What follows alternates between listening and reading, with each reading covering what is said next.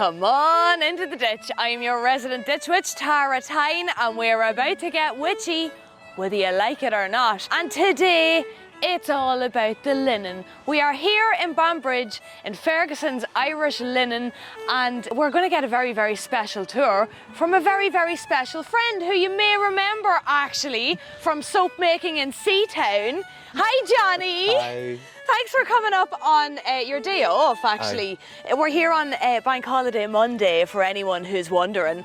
And Jonny has very, very kindly agreed to take us up when there's nobody else here. So the place is all locked up and quiet.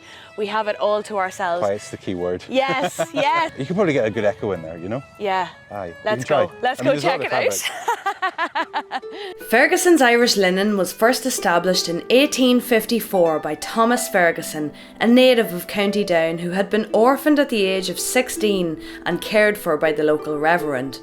Ferguson had been apprenticed to Bryce Smith, a renowned teacher and hand weaver of fine linens who had lost his sight in childhood to smallpox, yet could determine the quality of a woven piece merely by touch. And it was just as well, because Irish linen, particularly Irish damask, is considered some of the finest in the world, yet by Jonny's estimation there were only around 3 or 4 manufacturers of it left in the whole country.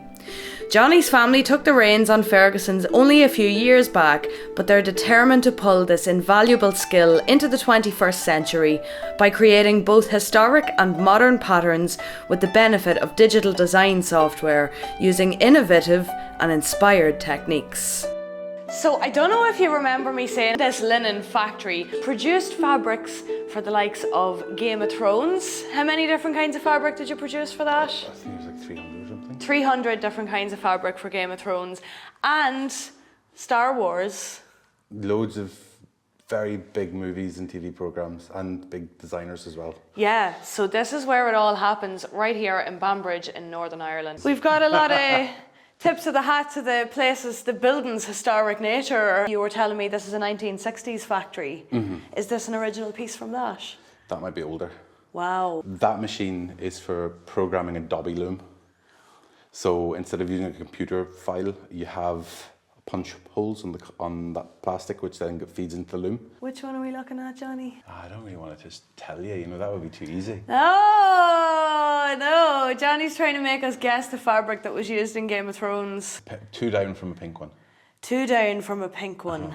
Can anyone watch and guess which one is it? Well, let's see. I'll show you the whole wall.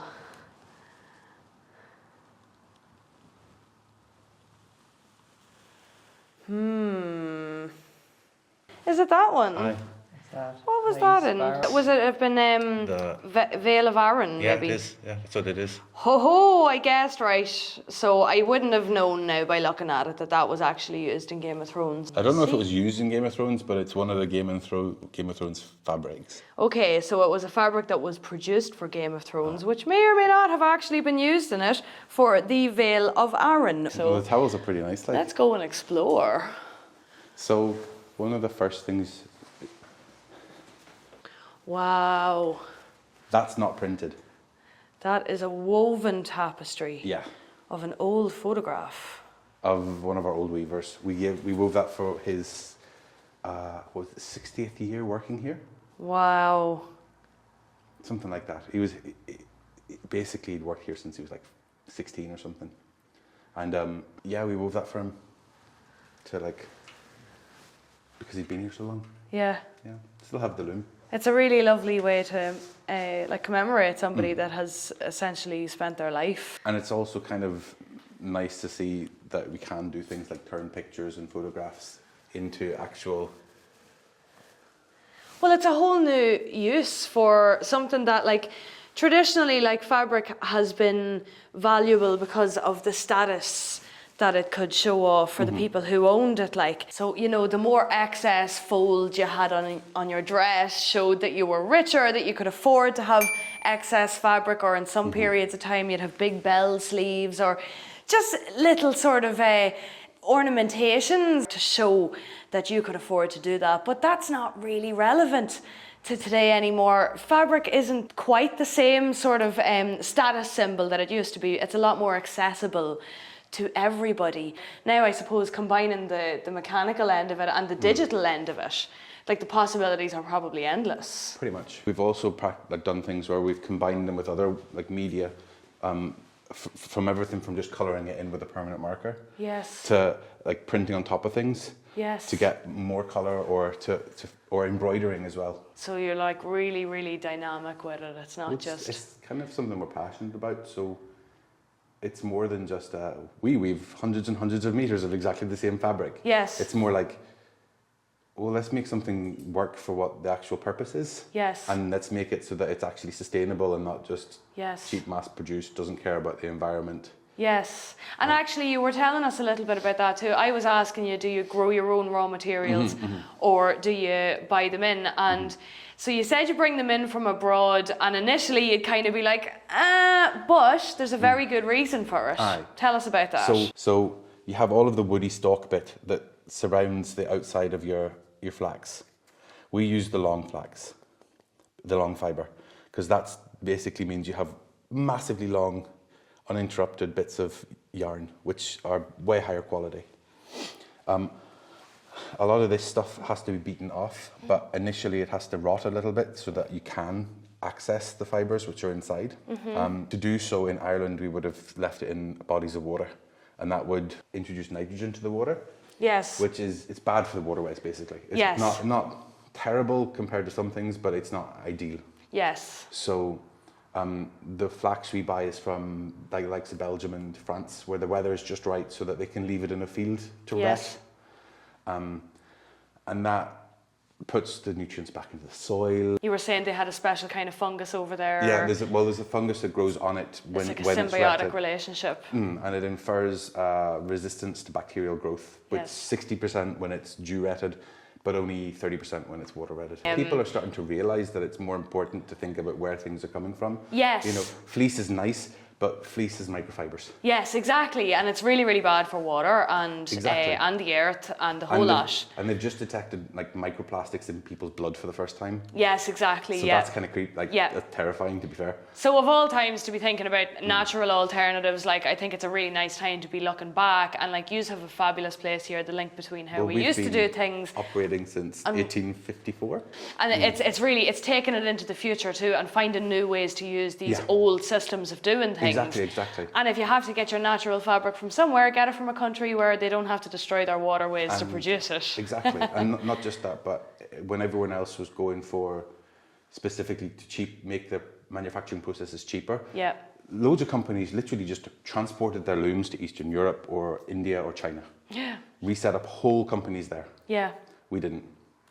We went for let's just make super high quality products. Yes. So, okay.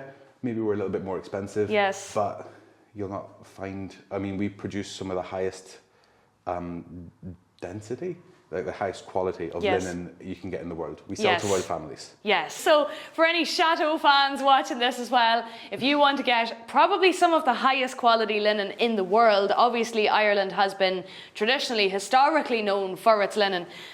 There's very little of that industry left. There's so little of it left. And I think it's really important to support those companies that are keeping it going, that are bringing it through into the 21st century, like Ferguson's Irish Linen Mills. I actually had an ulterior motive in visiting Ferguson's. As part of my attempt to modernise the story of the cattle raid of Cooley, I needed costumes fit for an Irish queen. And of course, there was plenty to see on our way to the samples room. I even got to play with some of the buttons.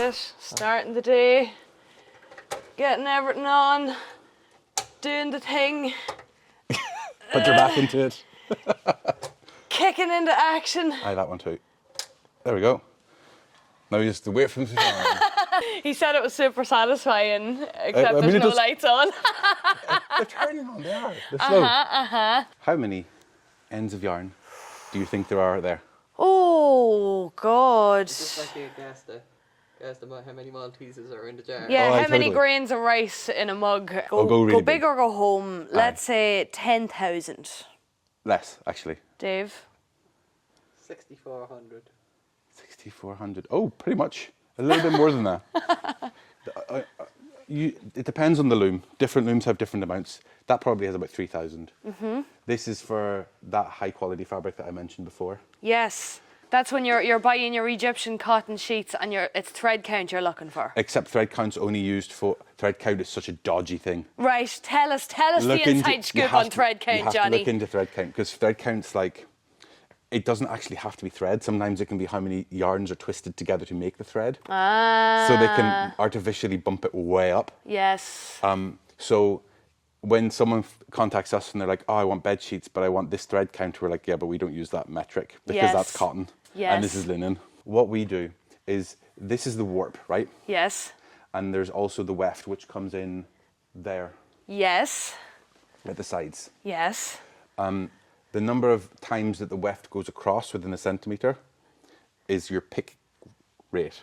Right. Your picks per centimetre. Right. So one time it goes across, that's one pick. Yes. Like pixel. Yes. So, yeah, essentially that's how you measure it. The higher your pick rate is. So, for example, double damask, more commonly made cloth is fancy. That's 45 picks per centimetre. Right, okay. That means in 1 centimetre you've got 45 threads going across. Yes. You'll see there's a little thing with lights there. From what I remember, one of them, because I don't like to tie these things on because of the pain, when the loom's running, if it's red, it usually means one of these are broken. Okay. And how would you go about finding a broken yarn here? Slowly. Very, very slowly, yeah. So we have lights. There's a wee light there and there's one on the other side. Yeah. So that'll tell you which side of the loom it's on. And then you move your hand across until one of these yokes doesn't move, because when one of the yarns breaks, this drops. So basically you just run your hand across until it doesn't, until you find it. I'm looking. No, I think these are all good threads. They're all working. So there's a real, there's a skill in that. Oh, aye. And then those are all tied on by machine. But if there's a problem with the machine, yes, then they're all arseways, and it needs to be done by hand. Oh my God. or fixed by hand. When we were getting in, so our machine that we used to use is easily about 2 or 3 times our age combined. Yes.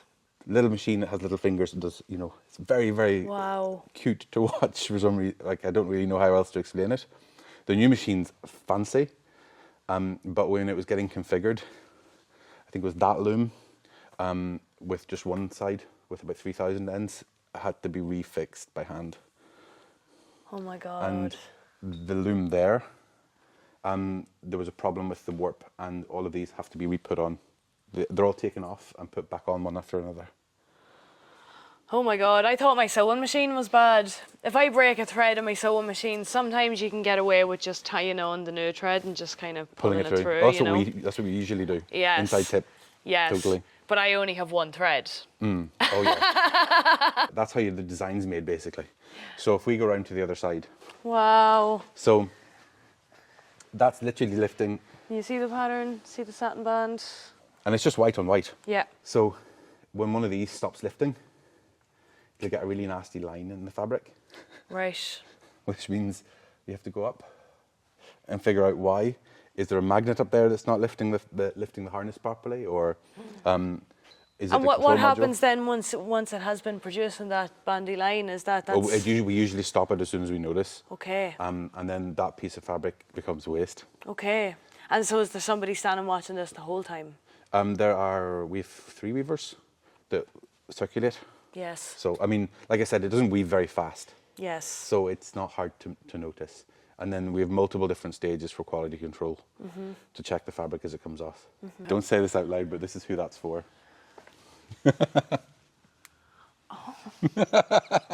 Quite an upmarket department store, British department store. Yeah. Oh, that's like Spider Web Central there, Jonny. When I was 16, they bought this machine in. Yes. So what's that, like 18 years ago? Yeah. And my summer job was cleaning it. Wow. So did it take you all summer, Jonny? It took me a week, maybe. I did other things too. So. And this is on rails. This moves back and forth, does it? Yeah, because it has to do piece at a time. Wow. Because all that yarn. Yes. When you mix this much. Oh my God. That's how wide it comes out. So that's how much you're getting from all of those spools down there. Just turn there 90 degrees, Dave, and show us. All of those spools of thread that you can see on both sides, all being fed into this to make a few inches of width on the fabric. Making our way through the laundry room, I was lucky enough to snatch a few tips for washing and drying those precious linens. It smells like industrial clean in here. It's lovely, actually. It is really nice. Some of the fabrics, like when they come off, we will roll them and sell them just as loom state. Yes. But the loom state has a natural starchiness to it because linen is naturally a starchy fabric. That's Yes. why if you have a tablecloth or anything linen, yeah, you can tumble dry it. That's not really a problem. If you tumble dry it too much and it creases, those creases are there until you wash it again. Yes. So drying it until it's maybe like 90% dry, just when it's still steaming. Yeah. Giving it a big like whip to knock all of the creases out, and then letting it dry the rest of the way just on something. Yes. And you'll have no creases. Yes. Wow. Top tip for your linen there I do from not the iron man things. who knows. I know. I'm not a big fan of ironing myself, Jonny. So that's great. Great So, tip. And linen especially, because you know everybody thinks it's really high Difficult, maintenance yeah. and that. Which yeah. it's not. You shouldn't dry clean it. You just have to be careful with what detergents you use, because when it's a natural fabric, anything with optical brightening agents or bleaches in will just suck the colour out of it. So the hook is dropped there. Sometimes you can fix that by pulling one of the yarns out, and then it's fine. But not always. Wow, the magic of producing linen. Pretty much. There's so much to it, so many stages of the process. And this would have been big business in Ireland at one stage. Like, we were huge into this. There's something Lewis, I think his name is. He did like this book on. He travelled the whole of Ireland, north and south, and wrote down loads of information about things, like how much someone spent to do this thing, or how much economically, in terms of linen, how many webs were produced to finishing. And it used to be in like 200,000, whereas we only produce maybe like 20 webs to go and get actual finished for that type, in the same style. Yeah. Nowadays, we do colours, which is a little bit different than back then. Yes. So, in different styles. Yes. And it really is like being in a candy factory, like when you're into fabric, which I am. My mommy was a dressmaker and still occasionally is. Shout out to mommy. It's wedding season, so she's probably too busy to be watching. It says, do not put your hands inside guard. That means you do. Yeah. Fergusons don't yet have a website for their seconds, but I did of course find plenty of them scattered around the factory on my travels. This is all of our like random stuff that we've made at some point. These are all like blankets and like all random fabrics. Wow. Amazing. I went straight to this one. It's these colours I like quite a lot. That colour combination. Oh yeah. That's a scarf. Wow. That'll have to be washed and pressed, unless there's a problem with it. And even though you were saying, I know the sign out the front says gift shop, and you used to have a gift shop, you don't This currently. is part of the gift shop here. Yes. This is where this used to be in a different part. Yes. So traditionally you'd have a factory where this would be like sewing machines and stuff working. Like the looms used to be in here because that's the fancy older humidity and ventilation system they used to have. But because of COVID, want to split everyone up to keep them safe so they can still come to work. So this is now empty. Yes, We don't even heat it. But you do have your online shop still. Yeah. So if there's anybody watching who actually wants to browse or buy something from this very factory, what's the website? FergusonsIrishLinen.com. There's also discounts on weekends usually. Oh, there you go, insider tip. 1908. It's an eyelet maker. Yes. So yeah, it will just sew a little circle. So that border, see that regular little hole along the edge? So these wee holes, Yes. those are sewn by a punch book or hem stitching machine. Trying to find a machine that can do that because it has usually 3 parts to it. It's got one big nasty punch, which makes the hole, and then it just stitches both sides to keep it open. Finding a machine to do that now is not easy. And we have a new one, but it's broken already. Right, okay. They really did not make them like they used to. Tell you. Big old historic scissors. Yeah. Another thing they don't make like they used to. You couldn't buy them today now. You might be able to, but they cost a couple of £100. Exactly, yeah. And for these to have been in a working factory, actually in use for all this time and being maintained, that's kind of priceless. When you cut linen, it should be the case that doesn't happen. When we cut the fabric, the idea is that you pull the thread out and you cut along that thread. Yes. Oh, I haven't done this for ages.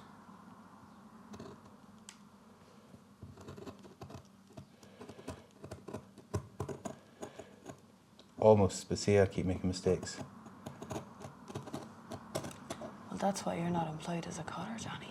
Yeah, that, and when I was 16, I really messed up a batch of tea towels. Oh, no. That's not that bad. That means you've got a perfectly straight edge, which when you're stitching is vital. Yes. Do you want to have a go? Yeah, absolutely. One of the most common complaints about about those scissors is, I can't use them, they won't cut.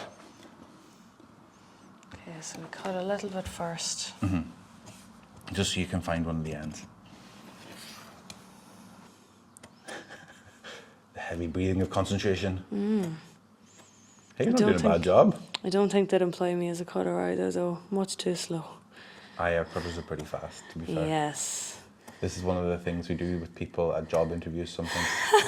Really? Yeah. Is it just to freak them out or to see if they're able to try their hand at anything or if they know what they're doing? Like, just to see what their natural ability to do it is. Yes. Because this is actually one of the harder fabrics to cut because it's so dense. There's a lot of fabrics that are a lot less. Not bad though. Right, show us how you got on. That's one big long thread. Would you hire me, Johnny? I mean, I haven't seen anyone go the whole way across the first time doing it before. Oh, right. Normally people break it. So you did well. Oh, yay! The ditch witch strikes again. Thanks, Mammy, for my cutting skills there. I couldn't take all the credit for that. The apple doesn't fall too far, you know. Like an award ceremony. It is, yes. I'd like to thank Mammy and God and whoever made the scissors. And finally, it was time for costume shopping. Queen Maeve and King Hallion were in need of some regal dressing gowns, and I was on the holy ground of homespun textiles. So I haven't mentioned yet the reason I'm actually here today, which is sussing out some fabric for my upcoming project, which some of you are probably sick of me banging on about now, but there are probably still people watching this who haven't heard me talking about it. I am modernising the opening scene of the Tine Culnia, so that's Ireland's ancient epic saga. We're dealing with Queen Maeve and her husband King Hallion. So if you bring that into a modern context, obviously Ireland doesn't have a monarchy these days, but you know, what are the finest things that these people could own? They would definitely want lovely linen on their bed, you know, and they'd probably also like to be draped in it themselves. It's a great way to cut out the having to think about costumes on a thing, is to kind of go dressing gowns. You were in a dressing gown. Yes, but it also happens that the scene is called Pillow Talk and takes place almost exclusively in Queen Maeve's bedroom suite. This is a good example of what I said about different colour options. Oh yes. And these are just gorgeous. Yes. Royal family for the UK. Chair covers. Chair covers. Cushion covers. Hillsborough Castle. Right. And these ones are. Those were designed as part of another film. This one is another one that's related to a really fancy high-end designer. It's killing me, Johnny. You can't tell me the things. I get him to tell me afterwards. I just can't tell you. That's all. How are you doing this with natural fibres? This looks like something. So, how many colours do you see there? Oh God. I know, technical or dream coat or what? Yeah, essentially, they're probably talking 7, 10, 4. 11. There's There's only 4, but it's the way they work together. Yeah. Is there 4? 1, 2, 3, 4. Yeah, there's only 4. Wow. So this is how we get around weaving multiple colours. And it still feels nicer than a synthetic fabric, like. Oh yeah, this is all. It feels so beautiful. So you said that the Afghan blankets are your most popular. They're one of the most popular, definitely. But that's because they're kind of a traditional thing. I don't actually understand the tradition behind them. I'm not gonna lie. Okay. They're basically perfect over the back of the sofa. I was going to say, this is the kind of one you put over the back of the sofa, and if you decide you're going to take your beverage out to the terrace for a half an hour, you'd throw that around your shoulders. Or if you fall asleep in front of the TV. Or, yes. And look at, we've got even paw prints. So you could actually, if you wanted your doggo to have the absolute best bedding available to a doggo, then this is where you go. The gate blanket is pretty cool because it's based on the gate opposite the Georgian School of Ballet in the capital of Georgia. That's the kind of random things we're like, that's pretty, let's turn that into something. Yeah.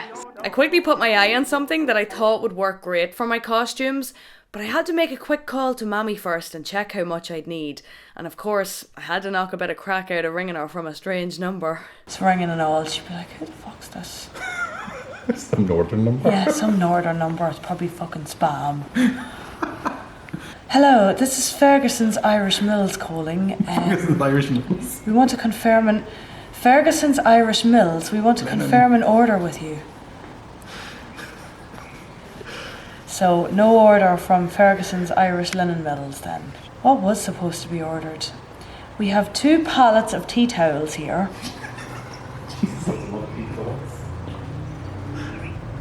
We have 2 pallets of tea towels. She just hung up on me. I hope she answers again. Redial button. Oh, she's hanging up on me. Answer the phone to me now. I'm too good. I have to get her to answer the phone. Fuck.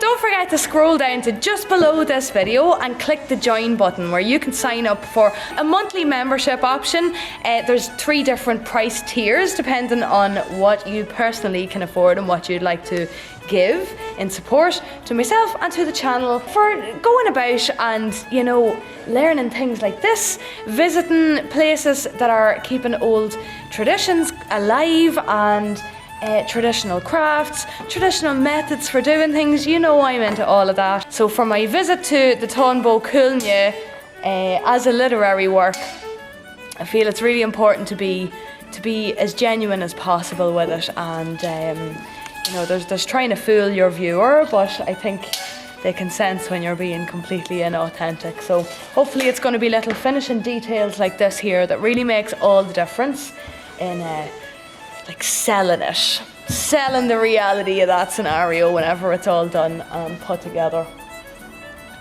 I moved the scissors. And Johnny's lost his scissors, so that's the next adventure. It's a gorgeous set we have there. I could absolutely see Queen Maeve and King Hallion purchasing their robes from a place like Ferguson's Irish Linen. And so as this video is coming to an end, so too must the linen be giving its finishing touches. Once it had been spun, woven, sewn and washed, linen being made before the early 18th century may have been laid out across river rocks and pounded with wooden blocks in order to give it a glossy, luxurious finish. The beetling process was replaced by a beetling machine, which was invented right here in Ulster in 1736 by William Clark, the founder of Ireland's oldest linen mill. This, along with many other industrial and technological innovations since then, has revolutionised both the production and possibilities of the Irish linen industry, which, although small, is alive and well and indeed batting above its weight here in Banbridge, County Down. Jonny, thanks so much for having us down today. No problem. It's been the best tour we've done definitely since before lockdown, so. No, at some point you'll have to come up when it's actually on, when we're weaving, so you can actually see the looms working. Yeah. Because it's mesmerising. Yes. And a lot brighter. I feel like that'd be a beautiful a montage. You could just like follow the fabric from start to finish and some nice music. There's people out there who find stuff like that incredibly soothing, Johnny. Pretty much. And we could also do the whole guess the machinery. Well, guess the fabric didn't go particularly well, so maybe we do better with the machinery. So I hope you enjoyed today's foray into the remnants of today's Irish linen industry, but it was really kind of Johnny to bring us down, and I've come home today with all the fabric I'm going to need to make 2 dressing gowns fit for a king and queen of Connacht. And I may not really have explained the importance of the fabric. You might wonder why I'm going so far out of my way to get such kind of upmarket costumery going on for my little video piece that I'm making. And the reason is because if you're gonna splash on anything for the tale of Queen Maeve and King Hallion, shooting it in a modern context, fabric is really one of those things that is consistent. There's always been high-end, expensive fabric that costs more money to buy because of the work that goes into it. In fact, in the Tónbó Cúilne itself, Queen Maeve and King Hallion actually argue over the expensive reams of fabric that they own, and about having two-tone fabric, so having 2 colours on your fabric was really the mark of somebody very, very rich and very, very important in society. So it's really, really nice to be able to visit a historic Irish industry, especially one that we're so well known for, such as linen, and to be able to pick up some really quality, special and beautiful fabrics to really just tie the past to the present, which is what I'm looking to do with my video piece. And that's it for today's video. I hope you enjoyed it as much as I did. It's been a while since we did an indoorsy visit somewhere, so there's quite a lot of stuff going on at the minute, and some which is very exciting but I can't talk about just yet. So it's basically trying to bring you along on the stuff I'm sort of doing anyway as part of all of my current projects. So hit subscribe for more fun and witchy adventures. I upload regularly. You never know where we're going to end up, and you're not going to want to miss it. Slán agus Bannacht, goodbye and good luck to you. Oh my god, look at all That's that it. free fabric. All right, let us see that one there, Johnny. Oh, with the sad roll. He's a sad one. Tablecloths are going up, runners are going down at the moment. Okay. And yeah, runners are out. There you go. That's your trend tips now for 2022. Tablecloths are in, runners are out. Yeah. Okay? Facts. Here, like, We do a lot of it by hand. it's not all automated at all. Like, It's more interesting to do it by hand, and it means it's more...